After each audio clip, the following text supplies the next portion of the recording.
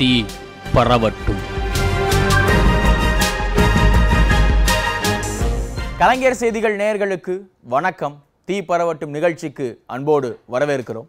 தீ பரவட்டும் நிகழ்ச்சியில் ஒவ்வொரு வாரமும் தமிழ்நாடு முழுவதும் வெவ்வேறு பிரச்சனைகளை சந்திக்கக்கூடிய மனிதர்கள், அதிகாரத்தால் துன்புறுத்தப்பட்டவர்கள் வந்து தங்களுடைய குரலை பதிவு செய்து கொண்டிருக்கிறார்கள். இந்த வாரம் சமூகத்தினுடைய ஒரு மிக முக்கியமான ஒரு தரப்பை சந்தித்து அவர்கள் இந்த அரசாங்கத்தால் என்ன பிரச்சனைகளை எதிர்கொண்டிருக்கிறார்கள் என்பதை குறித்து விவாதிக்க இருக்கிறோம். சிறப்பு பகுதி நேர ஆசிரியர்களாக பணியாற்றக்கூடிய மாற்றுத்திறனாளிகள் அவர்களைத்தான் இன்றைக்கு நாம் இந்த நிகழ்ச்சியில் சந்திக்க இருக்கிறோம். தேனென இனிக்கும் திருவருள் கடலே, தெள்ளிய அமுதமே சிவமே.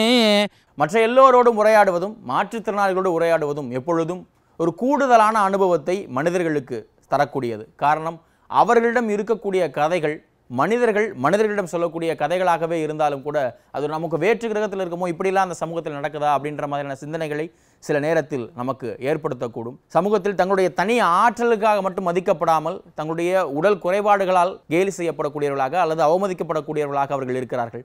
எல்லா மனிதர்களுக்கும் தகுதி என்பது திறமை சார்ந்து இருந்தது அப்படின்னா இவர்களுக்கு உடல் சார்ந்தும் தீர்மானிக்கப்படுகிறது. அதற்கு பின்னால் இருக்கக்கூடிய வழிகளையும் அதற்கு பின்னால் இருக்கக்கூடிய வாழ்க்கையும் தான் இன்றைய நிகழ்ச்சியில் நாம் பதிவு செய்ய இருக்கிறோம். நிகழ்ச்சிக்கு வந்திருக்கக்கூடிய உங்கள் எல்லோரையும் அன்போடு வரவேற்கிறேன். தமிழ்நாடு முழுவதும் இருந்து பல்வேறு பகுதிகளில் இருந்து இந்த நிகழ்ச்சிக்கு நீங்கள் வந்திருக்கீங்க. மற்ற எல்லோரிடையும் உரையாடுவதற்கும் உங்களோடு உரையாடுவதற்கும் ஒரு கூடுதலான அனுபவம் தரக்கூடிய ஏதோ ஒரு விஷயம் எப்போவுமே எல்லாருக்குமே இருந்துக்கிட்டே இருக்கும். எல்லாருக்கிட்டையும் ஒரு கேள்வி கேட்குறோம் அப்படின்னா, நீங்கள் யார் சார் அப்படின்னு ஒரு கேள்வி கேட்குறோம் அப்படின்னா ஒவ்வொருத்தரும் ஒவ்வொரு மாதிரியாக அறிமுகப்படுத்திக்குவாங்க.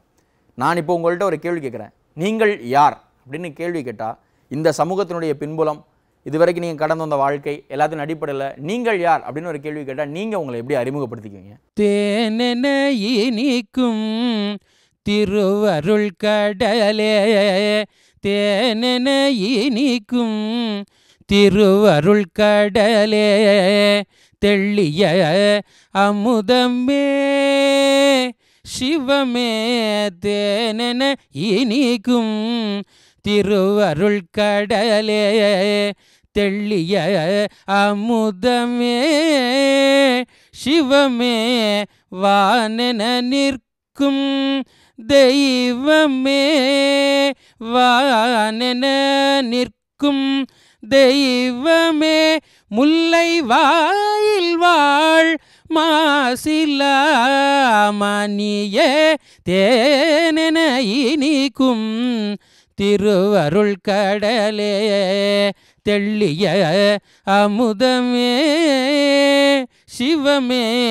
தேனென இனிக்கும் திருவருள் கடலே, திருவருள் கடலே, திருவருள் கடலே.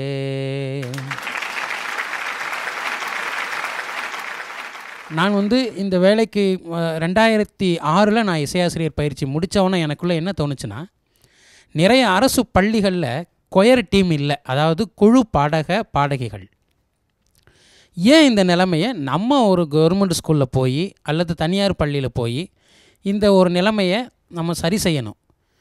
நிறைய ஸ்கூலில் பார்த்திங்கன்னா பாட்டு தானே, அது யார் வேணாலும் பாடலாம், அது எப்படின்னாலும் ஒரு சூழ்நிலை இருந்தது.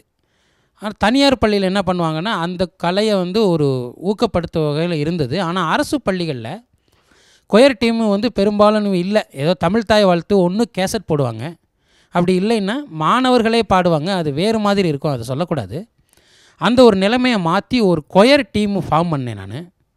அதை ஃபார்ம் பண்ணி அந்த ஒரு 5 பேர் ரொம்ப நல்லா பாடுறவங்க 5 பேர் பாடினோடனே ஒரு மாதம் ஒரு மாற்றம் தெரிய ஆரம்பிச்சது. என்ன மாற்றம்னா, நிறைய பேர் அந்த 5 மாணவர்களை பார்த்து அவர்களும் கொயர் சூப்பராக பாடினாங்க அப்படின்ற பேரை தலைமை ஆசிரியருடைய வாயிலிருந்தே எனக்கு காதில் கேட்கக்கூடிய வாய்ப்பை இந்த அரசு பள்ளி கொடுத்ததுன்றதில் நான் ரொம்ப சந்தோஷப்படுறேன். ஏன்னா எங்கள் ஹெச்எம் சொல்வார், ஐயா நான் வேணும்னா என் பேக்கெட் மணியை வேணால் தரேன், நீங்கள் 5 நாளும் முழு நேரமாக வேலை செய்கிறீங்களா அப்படின்னாரு. நான் சொன்னேன், ஐயா என்னுடைய நோக்கம் அது அல்ல, நான் யார்கிட்டேருந்து காசு வாங்குறது என்னுடைய நோக்கம் இல்லை. எனக்கு ஒதுக்கப்பட்ட பணியில் நான் எந்த நேரம் கொடுக்குறாங்களோ அந்த நேரத்தில் யாரையும் தொந்தரவு பண்ணாதபடி அதே வேளையில் என்னுடைய பணியை நான் செய்யணும் அப்படின்னு.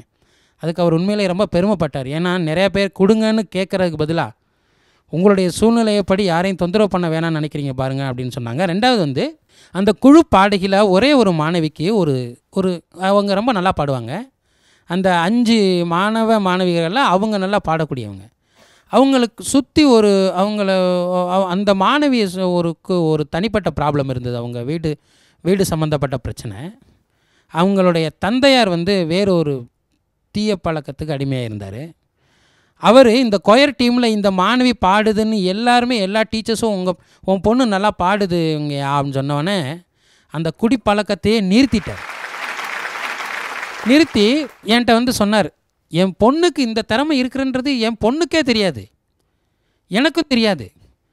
ஆனால் எப்படி வந்து பல மாணவியர்களுக்கு முன்னாடி என் பொண்ணு நல்லா பாடுதுன்னு நினச்ச நேரம் ரொம்ப பெருமைப்படுறேன்ப்பா, உன் காலில் விழுந்தாலும் தப்பு இல்லைன்ட்டார். நான் சொன்னேன், ஐயா தயவுசெய்து என் காலெல்லாம் நீங்கள் விழ வேணாம், எனக்கு வந்து இறைவன் எனக்கு இதை செய்யக்கூடிய ஒரு ஆற்றலை கொடுத்துருக்கிறான், நான் இந்த கடமையை நான் செய்வேன். பார்த்தீங்கன்னா நீங்கள் கேட்ட கேள்வி வந்து மிக சரியான கேள்வி. இது வரைக்கும் யாரும் கேட்டிருக்க மாட்டாங்கன்னு நினைக்கிறேன். அதாவது பொதுவாகவே யாரை பார்த்தாலும் நீ யார் அப்படின்னு சொல்லி நல்லா இருக்கீங்களான்னு கேட்போம், ஆனால் நீ யாருன்னு கேட்க மாட்டோம். ஆனால் நீங்கள் கேட்ட கேள்வி எங்களுக்கு அது ஒரு சிறப்பான கேள்வியாக தெரியுது.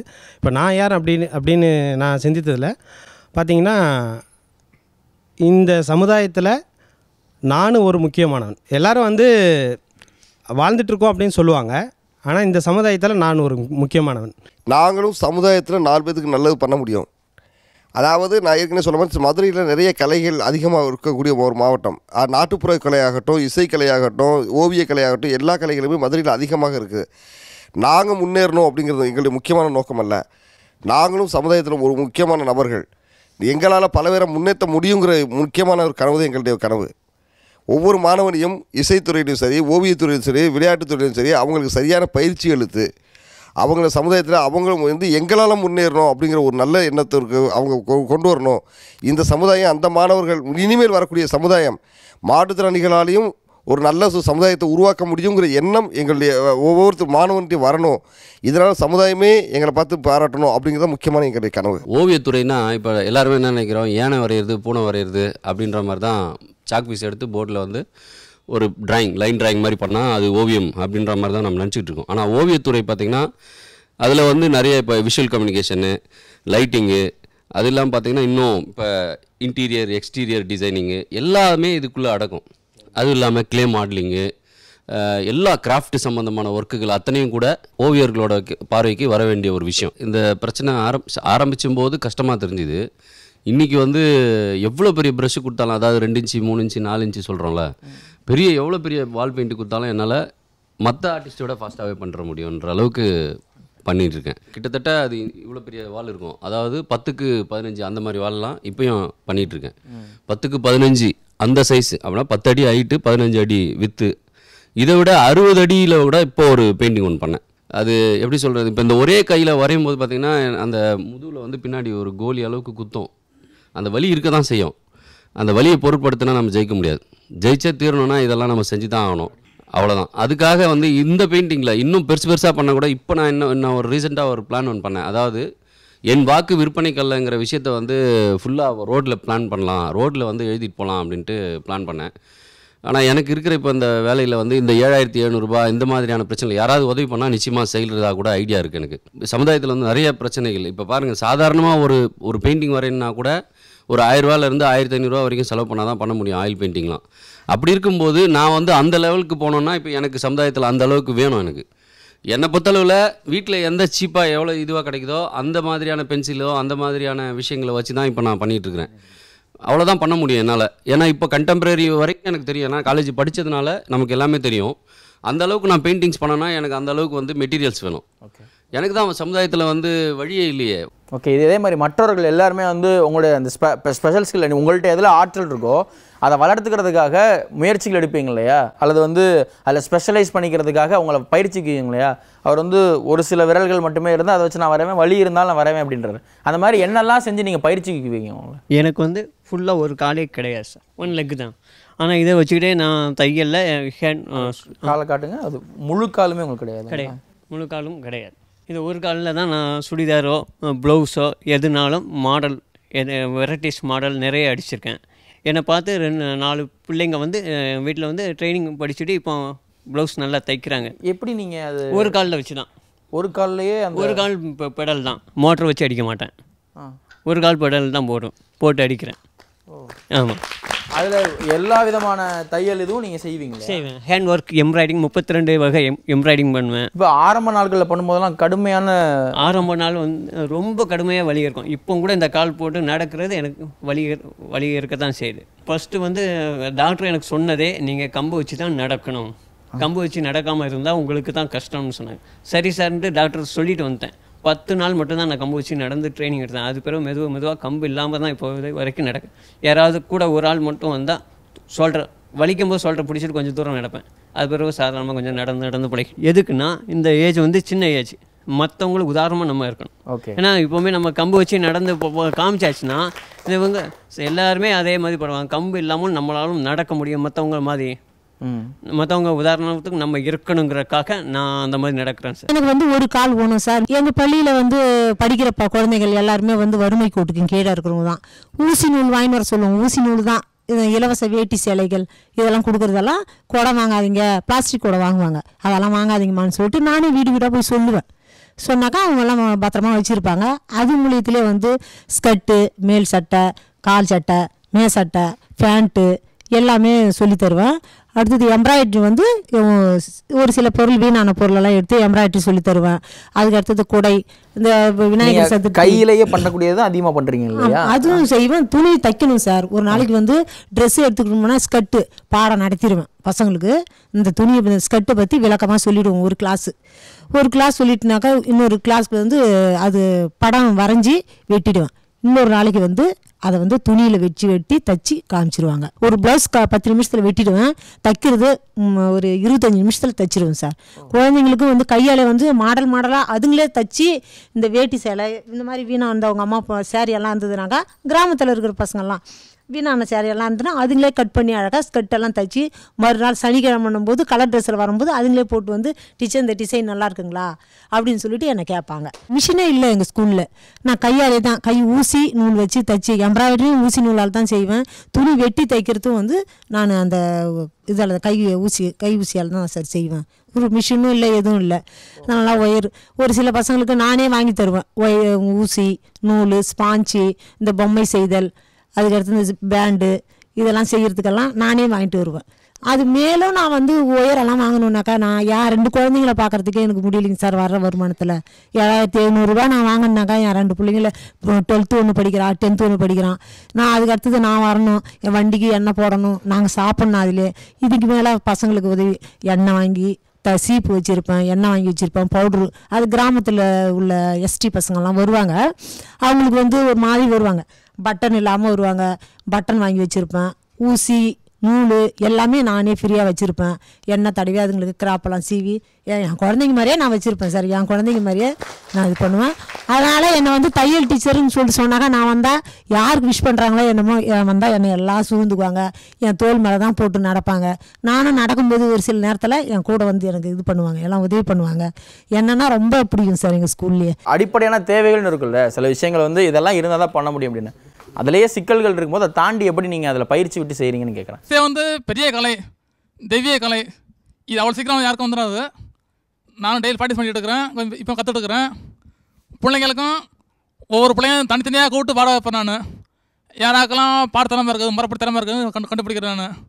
ஏன்னா நேரம் பார்த்தா என்ன நம்ம கொடுக்கறதே குறைவான நேரம். 3/4 hour தான் கிட்டத்தட்ட, 3/4 மணி நேரம் தான்.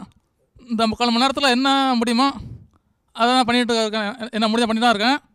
பிள்ளைங்களும் அவங்க பிள்ளைங்களும் வந்து அது வந்து கரெக்டாக கூட்டு போகிறாங்க. கிளாஸில் வந்து வகுப்பில் வந்து அவ்வளோ ஆர்வமாக இருக்கும் இசையில். பிள்ளைங்க வந்து அதை நம்ம மறுபடி சரி பண்ணணும். நான் முடிஞ்ச பண்ணிட்டு தான் இருக்கிறேன். இப்போ ப்ரேயருக்கு வந்து நான் சமயத்தில் போக முடியலனா கூட எங்கள் பிள்ளைங்க கரெக்டாக பாடிடுவாங்க. ஏன்னா நான் வந்து வீட்டில் இருந்து 1 hour நடந்து போகணும், பஸ் ஸ்டாப்புக்கு நடந்து போகணும் ஸ்டிக்கை வச்சுக்கிட்டு. சமயத்தில் ப்ரேயர் போக முடியாமல் போயிடும். நான் போக முடியலனாலும் அவங்க பிள்ளைங்க கரெக்டாக பாடிடுவாங்க. அந்த அளவுக்கு நான் ட்ரைனிங் கொடுத்து வச்சுருக்கேன் பிள்ளைங்களுக்கு. நீங்கள் இசையை நீங்கள் எப்படி புரிஞ்சுக்கிறீங்க, நீங்கள் எப்படி அதை வளர்த்துக்கிறீங்க? நீங்கள் உங்களுக்கு நான் கேட்டு புரிஞ்சுக்கிறேன். நான் ஏன்னா பார்வையோட கேட்டு தான் எல்லாத்தையும் புரிஞ்சுக்கிறேன், எல்லா சத்தையுமே. பாராட்டுறது வந்து எல்லாம் அந்த காதில் கேட்டு தான் புரிஞ்சுக்கிறாங்க அவ்வளோத்தையுமே. அதனால நான் டிவி ரேடியோ மற்ற கேசட்லாம் கேட்பேன். நான் கேட்டு நான் மடப்பான் பண்ணிவிட்டு அதை வச்சு எடுப்பேன் நான் பிள்ளைங்களுக்கு. பிள்ளைங்க சவுண்டு வச்சு புரிஞ்சுங்க பிள்ளைங்க இருக்கிறதெல்லாம் எங்கே அப்புறம் வராங்கலாம். அதனால் நான் குடும்பமாக்க இந்த மாதிரி பண்ணிட்டு தான் இருக்கேன். இல்லை இப்போ சொற்களை மனப்பாடம் பண்ணுறதெல்லாம் ஃபுல்லாகவே கேட்டு தான் மனப்பாடம் பண்ண முடியும். கேட்டு தான் பண்ணுவீங்க. பொதுவாக பாராட்டு பார்த்தா அப்படி தான். மற்ற படமாக எல்லா படமும் சரி கேட்டு தான் மனப்பாடம் பண்ணியாகணும். இப்போ நீங்கள் அவங்களுக்கு சொல்லிக் கொடுக்குறதும் அப்படி தான், உண்மையாக பாடுறதுல தான் அவங்க கேட்டு அப்படி மனப்பாடம் பண்ணிக்கணும் இல்லையா? ஆமாம், நான் டிவி கேட்டு மனப்பாடம் பண்ணிவிட்டு அவங்க சொல்லியிருப்பேன் பிள்ளைங்களுக்கு போயிட்டு. நான் ப்ரிப்பேர் பண்ணிவிட்டு நான் போய் சொல்லிட்டுப்பேன். முதல் முறையாக ஒரு பாட்டை எப்படி கேட்டு எப்படி மனப்பாடம் பண்ணிக்கிட்டீங்க நீங்கள்? என் ஃப்ரெண்டுங்க இருக்கிறாங்க, அவங்கள பாட சொல்லி கேட்பேன், இல்லை வாசி சொல்லி கேட்பேன்.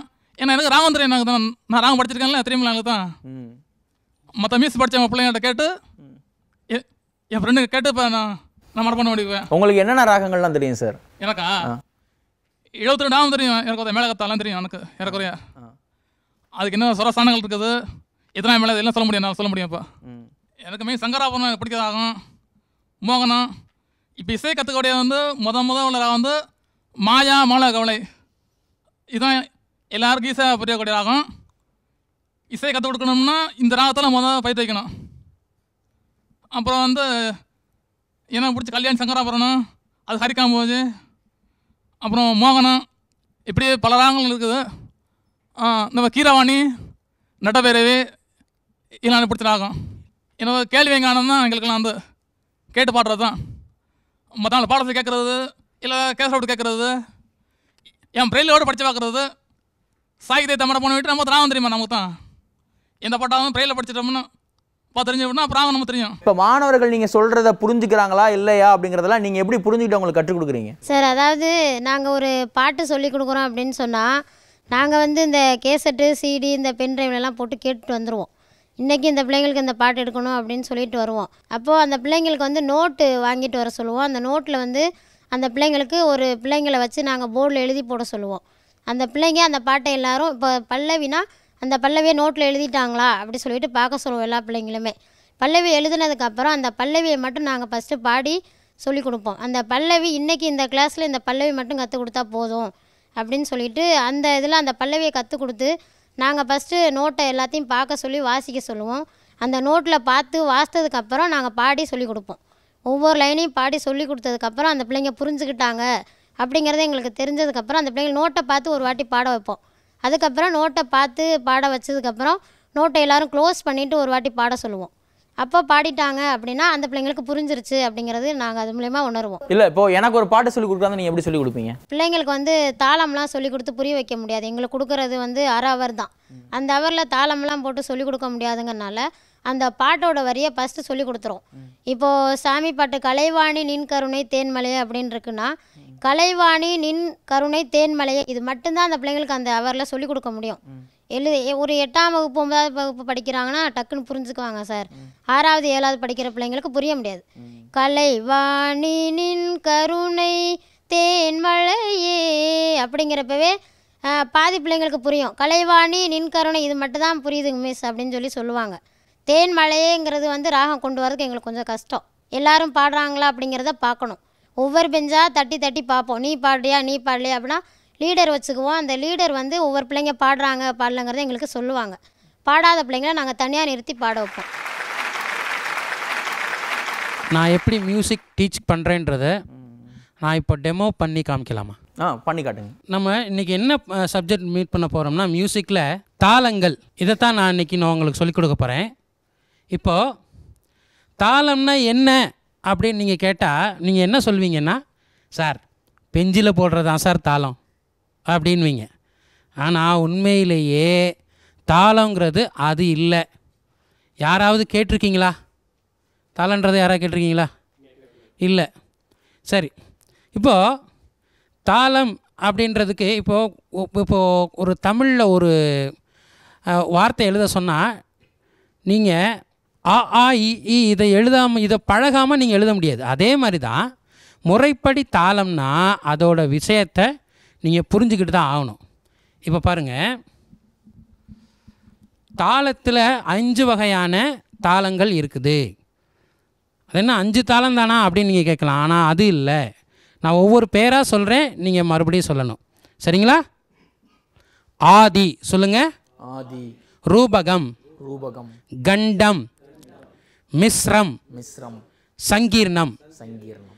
Once again I repeat. ஆதி, ரூபகம், கண்டம், மிஸ்ரம், சங்கீர்ணம். என்ன ஆதி அப்படின்னு தாளம்னா எப்படின்னா, தாளத்துடைய பேசிக்கே உங்களுக்கு ஆதி தாளம்தான். அது என்ன ஆதி தாளம்னா, இதுக்கு பேர் என்ன சொல்லுவோம்னா சதுஸ்ர நடை. இதுக்கு என்ன சொல்லுவோம்? சதுஸ்ர நடை. சதுஸ்ரம்னா என்ன அப்படின்னா சமஸ்கிருத மொழியில் உள்ள ஒரு சொல் சதுஸ்ரம். அது வந்து என்னன்னு கேட்டிங்கன்னா 4 அப்படின்னு சொல்லுவோம். 4 + 4 இது என்ன சொல்லுவோம்னா ஒரு தட்டு 3 விரல் எண்ணிக்கை. இது எப்படின்னா பாருங்கள், இப்போ நான் செய்கிறத நீங்கள் எல்லாம் செய்யணும். சரிங்களா? ரெடியா?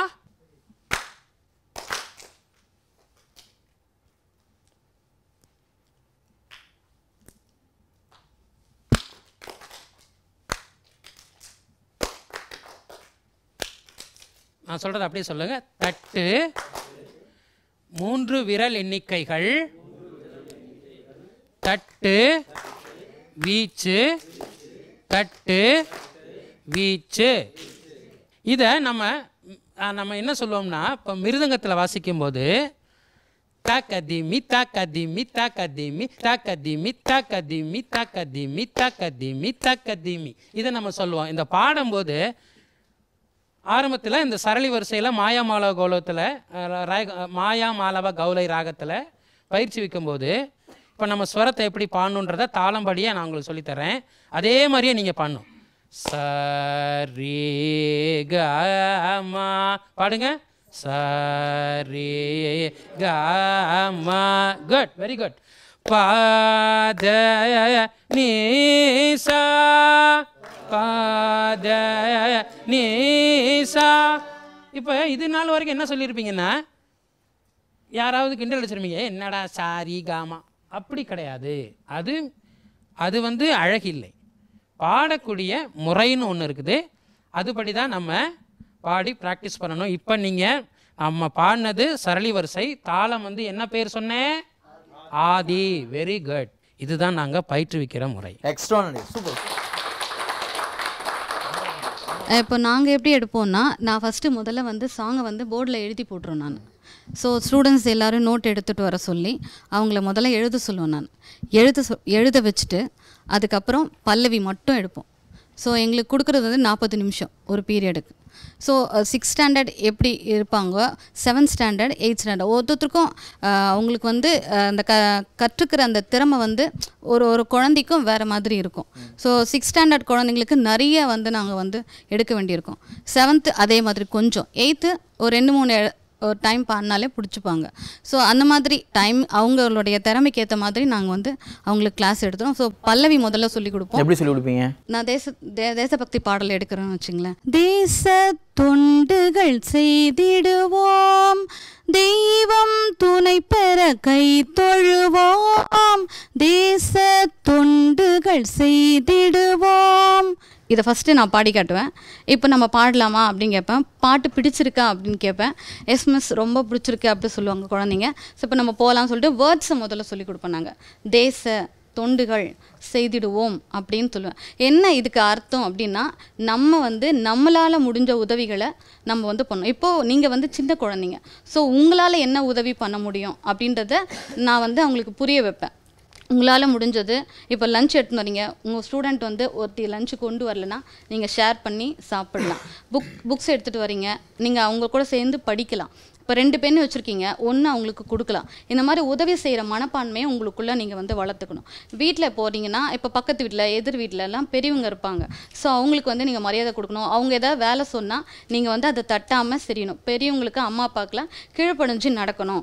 ஸோ உங்களால் முடிஞ்ச தொண்டுகள் இதுதான் அப்படின்னு சொல்லி அவங்களோட இதுக்கு புரிய வச்சுட்டு அதுக்கப்புறம் ஒரு கான்செப்சுவலாகவும் சொல்லி கொடுப்பேன். ஆமாம். ஓகே. ஸோ ரொம்ப நன்றி சார். அவருடைய அந்த ஆர்வம், இப்போ யாராக இருந்தாலும் சரிங்க, அந்த ஆர்வம், நாங்கள் இப்படி சொல்லி கொடுக்குறோம், இவ்வளோ மாணவர்களை மாற்றி இருக்கோம் அப்படின்ற அந்த உணர்வுலாம் இருக்கு இல்லையா, இவ்வளவு பெருமிதங்கள் இருக்குது உங்ககிட்ட. நாங்கள் வந்து எங்களுடைய ஆற்றலால் இந்த சமூகத்தில் இவ்வளோ விஷயங்களை கொண்டு போய் சேர்த்துக்கிட்டு இருக்கோம், எங்களுடைய தன்முயற்சியால் இவ்வளோ விஷயங்களை மாட்டிக்கணும் ஒரு பெருமிதம் இருக்குது. ஏன் அப்போ அந்த அரசாங்கம் வந்து உங்களுக்கு அந்த பணியை நிரந்தரம் செய்யலை? அதில் என்ன சிக்கல் இருக்குது? எல்லாருக்கும் ஈக்குவலான அதே ஆற்றலில் தான் நீங்கள் இருக்கீங்க, நீங்கள் உங்கள் திறமையை வெளிப்படுத்துகிறீங்க, உங்களுக்கு இருக்கக்கூடிய சில குறைபாடுகளையும் தாண்டி பணி செய்யணும்னு நினைக்கிறீங்க. ஆனால் ஏன் அந்த வேலை மறுக்கப்படுது? என்ன பிரச்சனை இருக்குது அதில்? 2008 மாற்றுத்திறனாளிகள் வந்து ஒரு மிகப்பெரிய ஒரு போராட்டத்தை முன்னெடுத்தாங்க. எப்படின்னு கேட்டால், ஒரு மனித சங்கிலி போராட்டத்தை அவங்க மாற்றுத்திறனாளிகள் வந்து நடத்தினாங்க. அப்போதைய முதலமைச்சராக இருந்த திரு கலைஞர் ஐயா அவர்கள் வந்து அந்த போராட்டத்தை வந்து டிவியில் பார்த்துட்டு மாற்றுத்திறனாளிகளை அழைச்சி பேசினப்போ 9 கோரிக்கைகளை வந்து மாற்றுத்திறனாளிகள் வந்து 10 கோரிக்கை வச்சால 9 கோரிக்கைகளை வந்து நிறைவேற்றுறேன்னு சொல்லிட்டு அவங்க கலைஞர் ஐயா ஏற்றுக்கிட்டு அதில் வந்து 9 கோரிக்கையை நிறைவேற்றத்துக்கான ஆணையும் பிறப்பிச்சாங்க. அதில் ஒன்று தான் இந்த அரசாணை 151. அதாவது ஜியோ தெளிவாக சொல்லுது. என்ன சொல்லுதுன்னு கேட்டால், மாற்றத்தினால் தொகுப்பூதியத்தில் இருந்தால் அவங்கள வந்து பணி நிரந்தரம் பண்ணு. அதுக்கு தடையாக உள்ள அரசு விதி, எந்த விதி தடையாக இருந்தாலும் அதை நீக்கிறதுக்கான அதிகாரத்தை துறை தலைவருக்கு வழங்கியிருக்காங்க. ஆனால் அந்த துறை தலைவர் நினச்சா செய்யலாம். அதாவது 2008 போடப்பட்ட ஜியோவில் இதெல்லாம் இருக்குது, தெளிவாக இருக்குது. ஜியோவில் தெளிவாக இருக்குது. அந்த 151 2008 பிறப்பிக்கப்பட்ட பிறகு நாங்கள் வந்து இந்த ஜியோன் படி எங்களை பண்ணியிருந்த பண்ணுன்னு சொல்லிட்டு நாங்களும் வந்து அரசிட்ட வந்து பல கட்ட முறையில் நாங்கள் பேசி பார்த்துட்டோம். போன வருஷம் மே மாதம் 22, 23 2 நாள் வந்து டிபி அலுவலகத்தில் வந்து மாபெரும் காத்திருப்பு போராட்டத்தை வந்து நாங்கள் வந்து ஒரு 40 மாற்றுத்திறனாளிகள் வந்து கலந்துக்கிட்டு 2 நாளாக அங்கேயே தான் கடந்தோம். பள்ளிக்கல்வி இயக்குனர் அலுவலகத்திலேயே 2 நாளாக நாங்கள் கடந்தோம். அப்போ பள்ளிக்கல்வி இயக்குனர் அலுவலகம் வந்து கூப்பிட்டு பேசுகிறப்ப, ஏன் எங்களை பண்ண முடியாது, இந்த ஜியோ இருக்கிறப்ப ஏன் எங்களை பண்ண முடியாது நீங்கள் சொல்கிறேன்னு கேட்குறப்ப அதுக்கு அவங்க என்ன சொல்கிறாங்க, இந்த ஜியோவே தப்பாக இருக்குங்கிறாங்க. அரசு போட்ட அரசாணையே ஒரு அரசு வந்து தப்புன்னு சொல்லுது. அதாவது ஒரு ஜியோ வந்து போடுறாலே அந்த ஜியோ வந்து போடுறதுக்கு கருத்துரு யார் அனுப்புகிறாங்க? மாற்றுத்திறனாளி துறையுடைய ஆணையர் இவங்க தான் அனுப்புவாங்க. இவங்களுக்கு தெரியாதா இதில் என்னென்ன விதிமுறைகள் இருக்குங்கிறது, என்ன விதிமுறைங்க எல்லாம் இவங்க சொல்லி தான் அனுப்புகிறாங்க. அப்படி அனுப்பும்போது கூட எங்களுக்கு தெரியாது, நாங்கள் அரசிட்ட கருத்துரு கேட்குறோம்னு சொல்லிட்டு இப்படியே மாற்றுத்திறனாளியை வந்து ஒவ்வொரு விஷயத்துலையுமே வந்து அவங்க வந்து செய்யக்கூடாதுன்னு நோக்கத்திலே ஒவ்வொரு காரணம் காட்டி ஒவ்வொரு விஷயம் மறுக்கிறாங்க. அதுக்கு பிறகு மாற்றுத்திறனாளியுடைய செக்ரட்டரி இருக்காங்கல்ல, அவங்கள முறையிறதுக்காக நான், நாகரத்னம் சார், ஆனந்த் சார், இந்த 3 பேரும் நாங்கள் மாற்றுத்திறனாளி செக்ரட்டரி சந்திக்கிறதுக்கு போனோம். இப்போ இருக்கக்கூடிய மாற்றுத்திறனாளி செக்ரட்டரி, நாங்கள் வந்து ஒரு மாற்றுத்திறனாளி போய் செக்ரட்டரியை பார்க்க போகிறப்ப முதல்ல ஒரு செக்ரட்டரியாக இருக்கக்கூடிய என்ன செய்யணும், உட்கார வச்சு பேசணும். ஒரு மாற்றுத்திறனாளி துறைக்கு செக்ரட்டரியாக இருக்கிறவங்க மாற்றுத்திறனாளியை உட்கார வச்சு பேசணும். ஆனால் அவங்க வந்து உட்காருங்கன்ற ஒரு வார்த்தை கூட சொல்லாமல் எங்கள் 3 பேர் நிற்க வச்சுட்டு, உண்டா ஜியோ தூக்கிட்டு வந்துடுறீங்க, இந்த ஜியோ வச்சுக்கிட்டு ஜியோ தூக்கிட்டு வந்துடுறீங்கன்னு சொல்லிட்டு எங்களை வந்து ரொம்ப ஒரு ஹார்ஷாக பேசுனாங்க. அது மட்டும் இல்லை, இந்த ஜியோவை நான் கேன்சல் பண்ண போகிறேன், உன்னால் என்ன பண்ண முடியுன்ற தெனாவட்டாக பேசுனாங்க. நான் அந்த ஜியோ கேன்சல் பண்ண போகிறேன்னு ஒரே வார்த்தை சொல்லிவிட்டு எங்களை வெளியில் போயாங்கன்னு சொல்லிட்டு ஒரு மரியாதை இல்லாமல் அசிங்கமாக பேசிவிட்டாப்புல.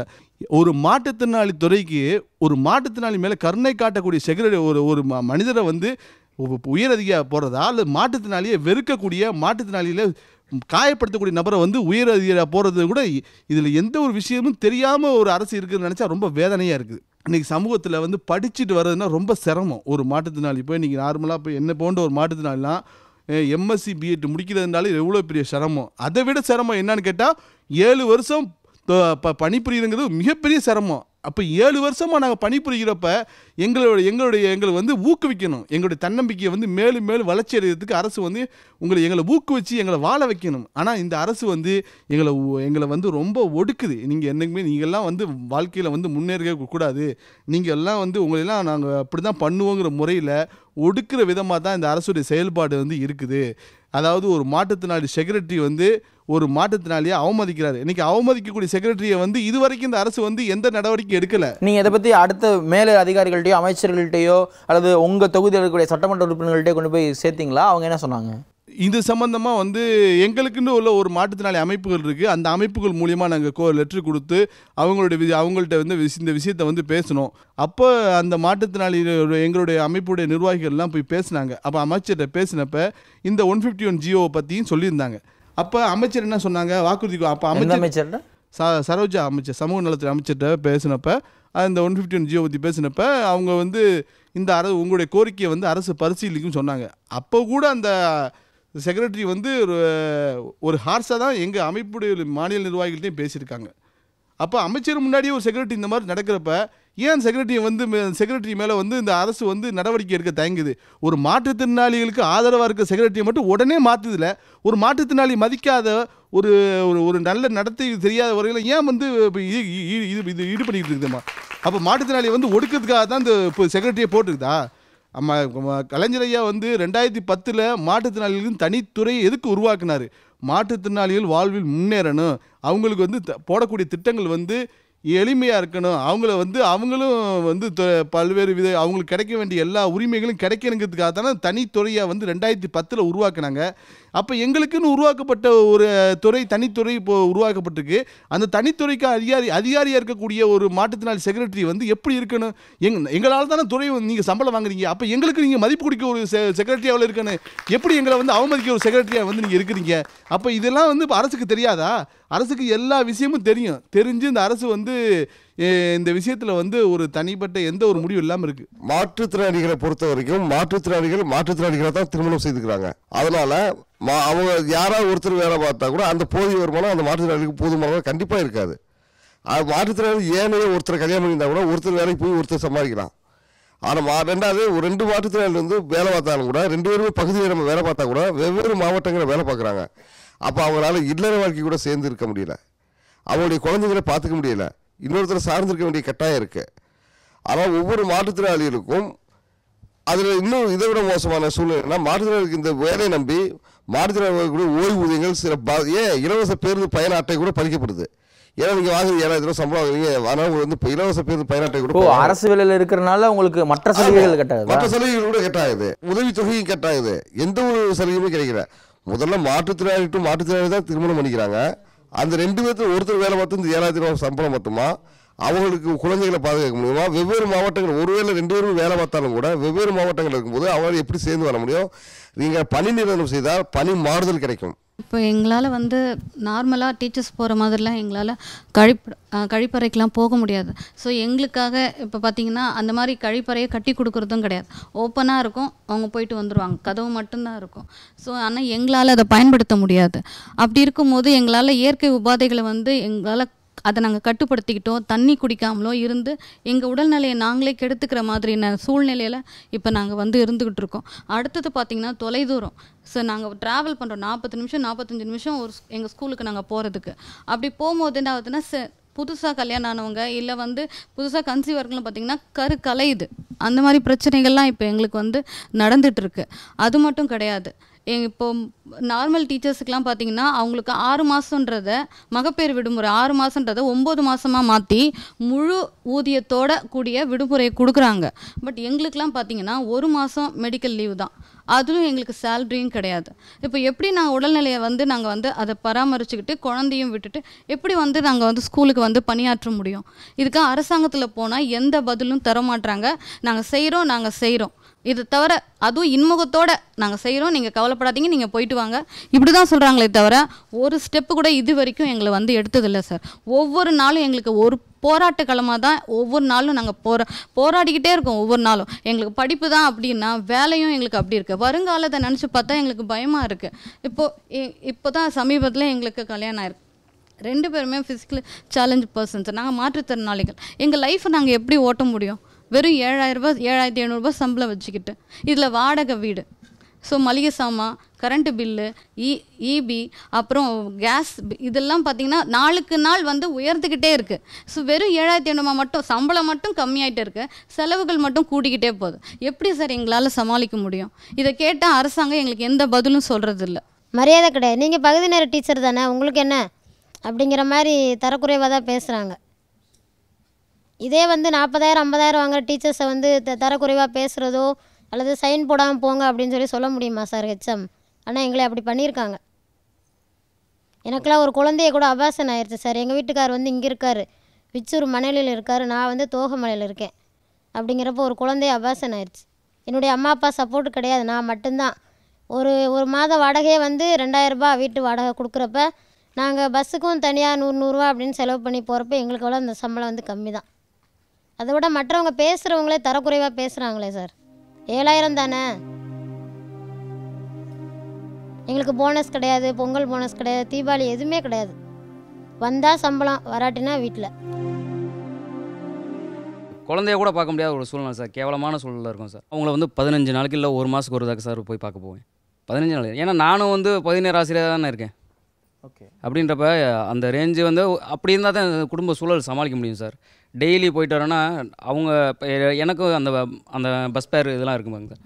நான் வந்து இப்போ சின்னாலவட்டில் வந்து அவங்க வந்து நம்ம பழனி வரைக்கும் போகணுன்னா பஸ் பேர் இருப்பாங்க. கிட்டத்தட்ட அதுவே வந்து ஒரு 150 ரூபா அப்படின்னா டெய்லி அவ்வளோ தூரம் செலவழிக்க முடியாதுங்க சார். ஏன்னா வாங்குற 7700 சம்பளத்தில் பஸ் பேரே நிறையா போயிடும். பல முறை நான் என்னுடைய வாழ்க்கை துணையை தேட முயன்றபோது ஒரு பத்திரிக்கையில் கொடுத்தோம். அது பத்திரிக்கை பேர் சொல்ல வரும்ல. பத்திரிக்கையில் கொடுத்தப்ப நிறைய பேர் ஃபோன் பண்ணி பரவாயில்ல அலையன்ஸ் கொடுக்க முன் வந்தார்கள். ஆனால் எவ்வளவு சம்பளம் அப்படின்னு கேட்டப்போ நான் என்னுடைய ஊதியத்தை சொன்னேன். 7700 ரூபாய் ஊதியம் வழங்கப்படுகிறது. அப்போ நீ என்ன வாத்தியாருன்ட்டாங்க. உனக்கு எப்படி தர்றது? நான் இந்த சம்பளத்தை வச்சு நீ வந்து உன்னையவே பார்த்துக்கிறதே பெரிய விஷயம். நான் மாற்றுத்திறனாளியாக இருப்பதை பற்றி கூட கவலைப்படவில்லை. நான் இசையாசிரியராக இருந்து பெருமைப்பட்ட அதே சமயம் நான் பெரும் ஊதியத்திற்காக நான் வருத்தப்பட்டது அந்த தருணம்தான். ஆனால் இந்த குறையை போக்க அரசாங்கத்தால் முடியும். அதை ஏன் செய்ய தயங்குகிறார்கள் என்றுதான் எங்கள் மனது குமுறலாக இருக்கிறது. இன்னும் கூட எனக்கு 39 வயது முடிந்த பின்னரும் கூட என்னுடைய வாழ்க்கை துணையை நான் தேடாமல் முடியாமல் இருப்பதற்கான காரணம் என்னுடைய ஊதிய குறைபாடு தான் என்பதை வேதனையோடு தெரிவித்துக் கொள்கிறேன். வெளியில் வந்து இது பெரிய அளவில் பேசப்படாமல் இருக்கிறது ஏன் காரணம்? வெளில வந்து சொல்கிறதுல ஏதாவது சிக்கல்கள் இருக்காது? உண்மையாலுமே எனக்கு பயமாக இருந்தது.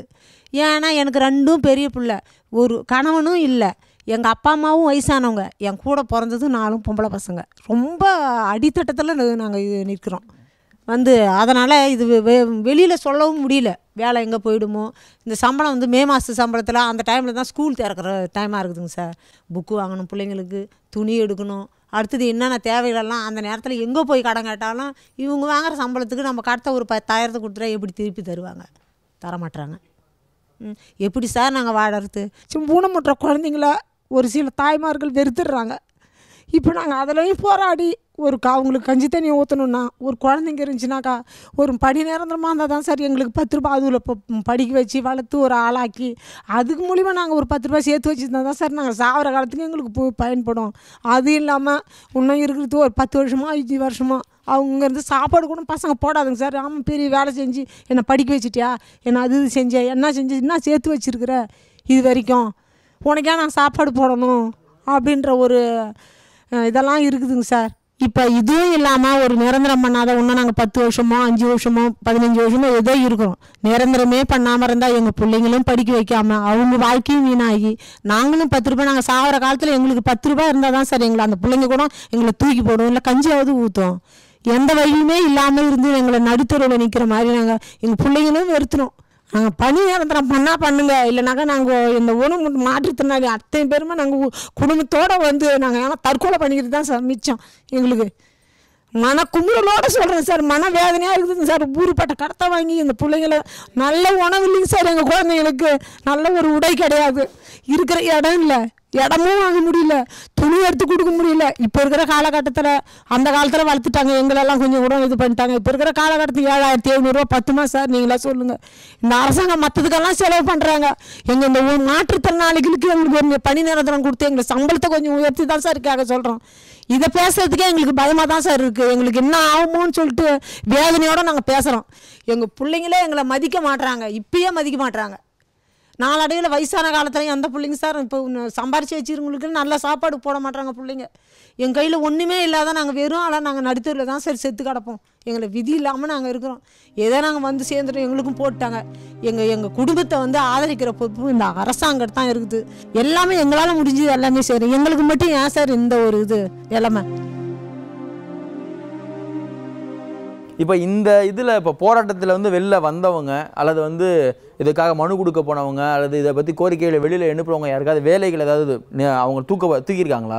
இதை பற்றி வெளியில் பேசுகிறாங்கன்னா இல்லை ஏதாவது பாதிக்கப்பட்ட நபர்கள் இதில் யாராக இருக்காங்களா? ஏற்கனவே ஒரு மாற்றுத்திறனாளி ஓவிய ஆசிரியர் தான் அவர். ஏற்கனவே பார்த்திங்கன்னா ஆர்டிஸ்ட்டாக இருந்தார் சார். ஆர்டிஸ்ட்டாக இருந்தார். அப்போது அப்போல்லாம் வந்து பார்த்தீங்கன்னா சைன் போர்டு ஆர்டிஸ்ட்டில் நல்ல வருமானம் 40,000 50,000 நல்லா சம்பாரிச்சார். அந்த வருமானத்தை வச்சு என்ன பண்ணார், பசங்களுக்கு வந்து நல்லா இது இங்கிலீஷ் மீடியத்தில் படிக்க வச்சு நல்லா பண்ணார். அதுக்கப்புறம் இந்த 2012 வேலை கிடச்ச பிறகு இது என்ன பண்ணுச்சுன்னா, அதுக்கப்புறம் நான் கடன் வாங்கி பசங்களை படிக்க வச்சு பசங்களை படிக்க வைக்க முடியாமல் இவர் பஸ் பேரை கூட ரொம்ப கஷ்டப்பட்டு அந்த கடன் வாங்கி என்னாச்சுனாக்கா கடனுடைய தொல்லை தாங்க முடியாமல் இறந்துட்டார் சார். ரொம்ப வருத்தத்துக்குரிய ஒரு விஷயம். அது இப்போ இடையில தான் சார் சமீபத்தில் இது மாதிரி ஒரு சில இது ஆசிரியர்கள் பகுதி நேர ஆசிரியர்கள் இறந்துருக்குறாங்க சார். இந்த இறந்த ஆசிரியர்களுக்கு கூட எந்த ஒரு இதுவுமே இறந்த ஆசிரியர்கள் இழப்பீடும் கிடையாது, இழப்பீடும் கொடுக்கல சார். இது வரைக்கும் யாருக்குமே இறந்த ஆசிரியர்கள் யாருக்கும் வந்து இழப்பீடும் கொடுக்கல, அவங்களுடைய வாழ்க்கையே போயிடுச்சு சார். அதேமாரி ஒவ்வொருத்தருக்கும் ஒரு மனக்குமுறல் இருக்குது சார். எல்லாருக்குமே ஒரு மனக்குமுறல் இருக்குது. பசங்களை வந்து பசங்களுடைய எண்ணங்கள் பசங்க வந்து என்ன ஒரு சின்ன ஒரு அதை சாதாரணமாக ஒரு அடிப்படை விஷயத்தை கேட்கும்பொழுது கூட நம்மளால் பண்ண முடியாத ஒரு சூழ்நிலையில் நாங்கள் இருக்கோம் சார். எங்களால் வந்து எதுவுமே பண்ண முடியல சார். எங்கள் மனைவி வந்து பார்த்திங்கன்னா அவ்வளோ சிக்கனம் சார். குடும்பத்தில் வந்து பார்த்திங்கன்னா நானாக கொஞ்சமாக செலவு பண்ணுவேன், ஆனால் எங்கள் மனைவி அவ்வளோ சிக்கனமாக இருப்பாங்க சார். ஒவ்வொரு விஷயத்தையும் பார்த்து செய்வாங்க. அவங்கள அப்படி சிக்கனமாக இருந்தும் எங்களால் குடும்பத்தை ஓட்ட முடியாது. பையன் வந்து பிஎஸ்சி கெமிஸ்ட்ரி படிக்கிறான் சார். இப்போ சின்னவன் வந்து 10th எழுதியிருக்கான் சார் பரிட்சை. இருந்தாலும் அந்த சின்ன அடிப்படை விஷயத்தை கூட எங்களால் வந்து இப்போ இது பண்ண முடியலன்ற போது நம்ம குமுறலாக இருக்குது சார். மொத்தம் 2012 அப்பாயின்மெண்ட் வந்து 16,542 பேர், 49 பேர். இதில் வந்து பணி வந்து வேறு துறைகளில் வேலை கிடச்சி போனவங்களுடைய எண்ணிக்கை எல்லாமே இருக்குது. இப்போ தற்போதைய பணியில் இருக்கிறது 12,250 பேர். இதில் இறந்தவர்களுடைய எண்ணிக்கை மட்டுமே, பார்வை இழந்தவர்கள் மட்டுமே கிட்டத்தட்ட 4 பேர் இறந்துட்டாங்க. ரெகுலராக உள்ளவங்களுக்கு மே மாதம் ஃபுல் சம்பளம் கொடுக்குறாங்க. 50,000 60,000 உள்ளவங்களுக்குலாம் அவங்களுக்கு வேலைக்கே போகாமல் மே மாதம் விடுமுறையாக இருந்தாலும் ஃபுல் சம்பளம் கொடுக்குறாங்க. வெறும் 7,000 ரூபா வாங்கக்கூடிய எங்களுக்கு அவங்க தான் வேலைக்கு வரவானான்னு சொல்கிறாங்க. சொல்லிவிட்டு ஆனால் எங்களுக்கு வந்து மே மாதமாக சம்பளமே இல்லாமல் இருக்காங்க. அப்போ எங்கள் மே மாதம் எங்கள் குடும்பம்லாம் எப்படி போவோம்? நாங்கள் மே மாதம் ஒரு மாதம் எங்கள் குடும்பத்தோட பட்டினி கடன் சாவணுங்கிறது அந்த அரசுடைய கொள்கையாக இருக்கான்னு தெரியல. இன்னொரு விஷயம் என்னென்னா, இந்த அரசு வந்து மாற்றுத்திறனாளிகளுக்குன்னு போடப்பட்ட விஷயங்களில் நிறைய ஜீவோக்கள் வந்து நடைமுறையில் இல்லை சார். இந்த ஒரு ஜீவோ மட்டும் கிடையாது. அரசாணையின் 151 நடைமுறையில் இல்லை, அரசாணையின் 21. அது என்னன்னு கேட்டால், ஆனால் அரசினுடைய அனைத்து துறைகளும், அதாவது இப்போ பொதுத்துறை நிறுவனங்களாக இருக்கட்டும், எந்த துறையாக இருந்தாலும் மாற்றுத்திறனாளிகளுக்கு அடிப்படை வசதிகள் செஞ்சு கொடுக்கணும். மாற்றுத்திறனாளி எளிதில் சென்று போயிட்டு வர்றது போல் என்ன செய்யணும், சாயுதளம் அமைச்சு கொடுக்கணும். மாற்றுத்திறனாளிக்கான கழிவறை வசதிகள் இருக்கணுங்கிறது ஜீவோ 21 இருக்குது. ஆனால் நிறைய இடங்களில் வந்து இந்த மாதிரி அடிப்படை வசதிகள் கிடையாது. ஏன் பள்ளிக்கல்வி இயக்குனர் அலுவலகத்தை கூட பள்ளிக்கல்வி இயக்குனரை பார்க்க போகிறதா இருந்தால் ஒரு 110 படிக்கட்டு ஏறி போய் தான் பார்க்க வேண்டிய அவல நிலை இன்றைக்கி இருந்துக்கிட்டு இருக்குது. இப்படி எந்த மாற்றுத்திறனாளி விஷயத்தில் எல்லா விஷயத்துலையுமே அஜாக்கிரதையாக இருக்குது. ஆனால் இதில் மாற்றுத்திறனாளி நடக்கக்கூடிய விஷயங்களை தட்டி கேட்கறதுக்காக இருக்கக்கூடிய மாற்றுத்திறனாளி ஆணையரகம் இருக்கட்டும், மாற்றுத்திறனாளி செக்ரட்டரி இருக்கட்டும், இது வரைக்கும் எந்த ஒரு விஷயத்தையும் தடுப்பு கேட்டது கூட கிடையாது. இன்னொரு விஷயம், இந்த பகுதி ஆசிரியர் 16,549 போட்டதில் 3% இடஒதுக்கீடு முழுமையாக பின்பற்றப்பட்டுச்சான்னு கேட்டால் இல்லவே இல்லை. 3% இடஒதுக்கீடு வந்து போடவே இல்லை. அடுத்து 2016 உரிமை சட்டம் என்ன சொல்லுது, மாற்றுத்திறனாளிகளுக்கு வழங்கக்கூடிய ஒவ்வொரு சலுகையும் அவருடைய உரிமையாக பார்க்கணும்னு சொல்லுது. அப்படின்னு பார்த்தா எங்களுக்கு இந்த ஜீவோலாம் போடப்பட்ட எல்லாமே எங்களுடைய உரிமை. ஏன் எங்களுடைய உரிமையை வந்து பறிக்கிறீங்க? நாங்கள் வந்து உங்கள்கிட்ட புதுசாக கேட்கல. எங்களுக்கு ஏற்கனவே இருக்கக்கூடிய நடைமுறையில் இருக்கக்கூடிய உரிமைகளை தான் கேட்குறோம். நாங்கள் வந்து வாழணும், எங்களுக்கு வாழ்கிறதுக்கு எங்களுடைய உரிமையை கொடுங்கன்னு தான் நாங்கள் கேட்குறோம். புதுசாக வந்து எங்களுக்கு உரிமையை தாங்கன்னு நான் கேட்கல. எங்களுக்கு நடைமுறையில் உள்ள உரிமையை எங்களுக்கு கொடுங்கன்னு தான் கேட்குறோம். அதை கூட உங்களால் தரத்துக்கான முடியலன்னு கேட்டால் அது ரொம்ப வருத்தமாக இருக்குது. இன்னொரு விஷயம், மத்திய அரசு எங்களை என்ன சொல்லியிருக்குது, தெய்வ பிறவிகள்னு சொல்லுது, திவ்யான்னு சொல்லுது, தெய்வ பிறவிகள்னு சொல்லுது. ஆனால் மாற்றுத்திறனாளிகள் வந்து ரயிலில் வந்து போகிறதுக்கு வந்து என்னன்னு கேட்டால், முன்னாடி வந்து தனி கோச் இருந்துச்சு. டிசபிள்டு கோச்சுன்னு ஒரு கோச்சு முன்னாடி அந்த ரயிலில் வந்து முன்பகுதியிலையும் இருக்கும், பின்பகுதியிலையும் இருக்கும். ஆனால் இப்போ சமீப காலமாக வரக்கூடிய புதிய ட்ரெயினில் வந்து அந்த டிசபிள்டு கோச்சை எடுத்துட்டாங்க. டிசபிள்டு கோச்சு புதிய ட்ரெயினில் வந்து கிடையவே கிடையாது. உதாரணமாக சொல்லணும்னு கேட்டால் Cholan express, Pandian express, Ananthapuri express, இப்படி நெல்லை எக்ஸ்பிரஸ்ஸு, இப்படி பழைய புதுசாக விடப்பட்ட ட்ரெயினில் எதுலேயுமே வந்து அந்த டிசபிள்டு கோச்சுங்கிறது வந்து இல்லவே இல்லை. டிசபிள்டு கோச்சு எடுத்துடுறாங்க. எடுத்துப்பட்டு என்ன சொல்கிறாங்க, அன்ரிசர்வ்டு கோச்சில் ஒரு 5 சீட்டை ஒதுக்கி வச்சுருக்காங்க. அன்ரிசர்வ்டில் வந்து நாங்கள் எப்படி ஏற முடியும்? அன்ரிசர்வ்டில் வந்து ஒரு சாதாரண ஒரு மாற்றுத்திறனாளி போய் ஏற முடியுமா? மாற்றுத்திறனாளி ஏற முடிஞ்சால் ஏறவே முடியாது.